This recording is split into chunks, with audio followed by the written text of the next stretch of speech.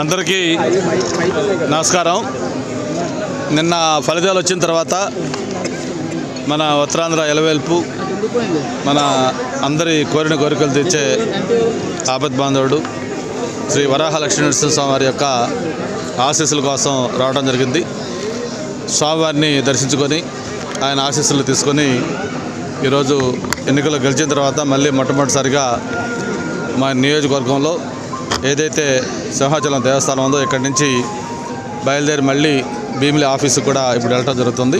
ఆ తొలి కార్యక్రమం ప్రారంభం ఈ సింహాచలం గుండించి చేసుకోవటం చాలా సంతోషం అని చెప్పి కూడా తెలియజేసుకుంటూ, మరి స్థానికంగా మనం లోకల్ మేనిఫెస్టోలో కూడా మనం అనేక అంశాలు పెట్టినప్పుడు ముఖ్యంగా సింహాచలానికి సంబంధించిన ఈ పంచగ్రామాల సమస్య అందులో ప్రముఖంగా మనం లోకల్ మేనిఫెస్టోలు పెట్టుకోవడం జరిగింది. దాంతోపాటు బీఆర్టీసీ ఇష్యూలు కొన్ని ఇష్యూస్ ఉన్నాయి.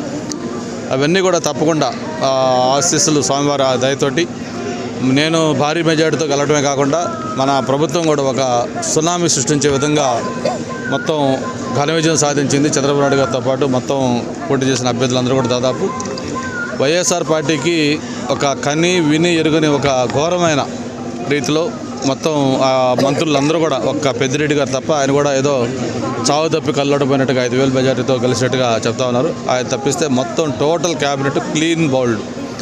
అంతేకాదు ఒకప్పుడు 151 మంది ఎమ్మెల్యేలతోటి మరి అంత ప్రభలాగా వెలిగిన వైఎస్ఆర్ పార్టీ 5 సంవత్సరాల అయిన తర్వాత నిన్న జరిగిన ఎన్నికల్లో కేవలం 11 అంటే 11 సీట్లకి పరిమితం కావటం మొత్తానికి దానికి టోటల్ కర్మ కర్త క్రియ అన్నీ కూడా జగన్మోహన్ రెడ్డి గారు.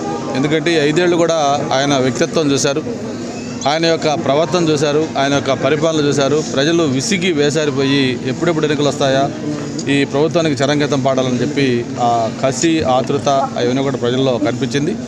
అందుకే మన ఓటింగ్లో అంత పెద్ద ఎత్తున పర్సంటేజ్ 81.6% పోల్ అవటమే కాదు, మరి పోస్టల్ బ్యాలెట్లో అయితే 80 to 90% అబోవ్ ఈరోజు కూటమి అభ్యర్థులకి ఓట్లు వేయడం జరిగింది. అంతేకాదు పోలింగ్ రోజు పక్క రాష్ట్రాల నుంచి హైదరాబాద్ కావచ్చు, చెన్నై కావచ్చు, బెంగళూరు కావచ్చు, ఆ ప్రాంతాల నుంచి బస్సుల్లో కానీ ట్రైన్లో కానీ ఏలాడుతూ వచ్చిన తీరు, ముఖ్యంగా టోల్ గేట్స్ దగ్గర వెహికల్స్ జామ్ అయిన పద్ధతి, ఇవన్నీ చూస్తే మనకి సంక్రాంతి సెలవులకు ఎట్లాగైతే గ్రామాల తరలి మొత్తం ఈ ప్రాంతానికి వచ్చాయో దాన్ని మించి లక్షలాది మంది ప్రజలు వచ్చి ఇక్కడ ఓటు వేయాలని ఒక ఆతృత తపన కనిపించింది. అంతేకాదు మన పోలింగ్ రోజు నేను పొద్దున్నే బూత్కి వెళ్ళి ఓటు వేయాలని చెప్పిన ఎంఈపీ కాలంలో వెళ్తే 7 గంటలకు వెళ్తే అప్పటికే దాదాపు 300 మంది పైగా వ్యక్తులు లైన్లో ఉన్నారు, క్యూల్లో. అంటే 6 గంటలకు వచ్చి ఉంటారు. అంత పెద్ద ఎత్తున వచ్చి ఆ కసిగా ఓట్లు వేసిన తీరు చూసి ఆ రోజు అనుకున్నాం ఇది ల్యాండ్ స్లైడ్ విక్టరీ కూటమికి రాబోతా ఉందని చెప్పి అనుకున్నట్టుగానే మొత్తం అభ్యర్థులందరూ కూడా ఘన విజయం సాధించారు. మరి ప్రత్యేకంగా పవన్ కళ్యాణ్ గారి పార్టీ అయితే 21 మంది ఎమ్మెల్యేలు పోటీ చేస్తే 21 మంది ఎమ్మెల్యేలు కూడా భారీ మెజార్టీతో గెలిచారు. అలాగే 2 ఎంపీలు పోటీ చేస్తే 2 ఎంపీలు కూడా గెలిచారు. అంటే 100% స్ట్రైక్ రేట్తో దేశంలోనే ఒక రికార్డు ఈరోజు పవన్ కళ్యాణ్ గారు సృష్టించారు. దాంతోపాటు తెలుగుదేశం కూడా కేవలం ఒక 9 మంది క్యాండిడేట్లు మొత్తం ఓడిపోవడం జరిగింది. మొత్తం 8 ఉమ్మడి జిల్లాల్లో శ్రీకాకుళం, విజయనగరం, తూర్పు పశ్చిమ, అలాగే అనంతపురం, నెల్లూరు, కృష్ణా, ఇట్లా కొన్ని జిల్లాలు కంప్లీట్గా స్వైప్ అవుట్ అయిపోయింది మొత్తం వైఎస్ఆర్ పార్టీ. ఎక్కడ కూడా ఖాతా తెరవల బోణీ లేదు. అటువంటి పరిస్థితులు వచ్చినాయంటే దానికి పూర్తిగా జగన్మోహన్ రెడ్డి పరిపాలన పట్ల ప్రజలు ఎంత విసుగు వేసారిపోయారో అర్థం చేసుకోవచ్చు. ఆ రోజు మేము నిన్న కూడా చెప్పాం, అసెంబ్లీలో చంద్రబాబు నాయుడు లాంటి ఒక సీనియర్ వ్యక్తిని ఆ విధంగా వ్యక్తిగతంగా ఆయన్ని అవమానపరిచిన రీతిలో ఆయన ఆ అసెంబ్లీ నుంచి బయటకు వస్తూ ఆయన చేసిన శపథం అందరికి గుర్తుంది. ఇది కౌరవ సభలా చేశారు. దీన్ని మళ్ళీ ముఖ్యమంత్రిగానే ఈ సభలో అడుగు పెడతానని చెప్పని ఆ రోజు చంద్రబాబు నాయుడు గారు శపథం చేసిన మాదిరిగానే కూడా ఆయన ఈరోజు ఒక హుందాగా రాష్ట్రంలో కని విని ఎరుగిన రీతిలో భారీ మెజార్టీ, ఒక సునామీ, ఒక ల్యాండ్ స్లైడ్ విక్టరీ తోటి ఈరోజు మళ్ళీ అసెంబ్లీలో అడుగు పెట్టబోతున్నారు పవన్ కళ్యాణ్తో కలిసి. మరి అంతేకాకుండా మొన్న 6 నెలల క్రితం చంద్రబాబు నాయుడు గారు లాంటి ఒక సీనియర్ నాయకుడు, 75 సంవత్సరాల వయసు, అంత లెజెండరీ పర్సనాలిటీ, 3 సార్లు ముఖ్యమంత్రిగా, 3 సార్లు ప్రతిపక్ష నాయకుడిగా దేశ రాజకీయాల్లోనే ఒక కీలక పాత్ర పోషించిన వ్యక్తిగా ఉన్న చంద్రబాబు నాయుడు గారిని అర్ధరాత్రి ఎటువంటి కారణం లేకుండా, కనీసం అరెస్ట్ వారెంట్ లేకుండా, సమాచారం లేకుండా అతి అమానుషంగా దారుణంగా ఆయన ఒక క్రిమినల్ లాగా అరెస్ట్ చేసిన తీరు ప్రజలు మర్చిపోలేకపోయారు. వీటన్నిటి రిఫ్లెక్షనే ఈరోజు ఫలితాల్లో చూపించింది. మరి నేనైతే ఒకటి అనుకుంటా ఉన్నాను, 11 ఎమ్మెల్యేలతోటి జగన్మోహన్ రెడ్డి గారు అసెంబ్లీకి వస్తారని నేను అనుకోవట్లా.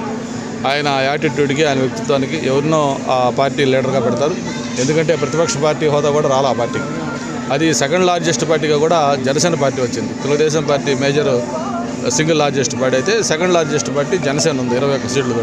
కేవలం 11 సీట్లతోటి జగన్మోహన్ రెడ్డి గారు ఆయన అగమ్యకు వచ్చడంగా నేను ఆయన ప్రెస్ మీట్లో కూడా చూసాం. ఆయన బాధ వర్ణాతీతంగా ఉంది. ఇప్పుడు కూడా ఆయన నేను అన్ని చేశాను, నేను ఆడపడుతులకు చేశాను, వృద్ధులకు చేశాను, రైతులకు చేశాను, బీసీలకు చేశాను, ఎంత చేసినా కూడా ఏమైపోయిందో నాకు అర్థం కాలేదని బాధపడుతున్నాడు తప్ప ఆయన చేసిన తప్పేంటి, ఎందుకు ప్రజలు ఇంత ఒక భయంకరమైన ఈ తీర్పు ఇచ్చారనేది అర్థం చేసుకోకుండా ఇంకా ఆయన తప్పులేనట్టుగా బాధపడతా ఉన్నారు.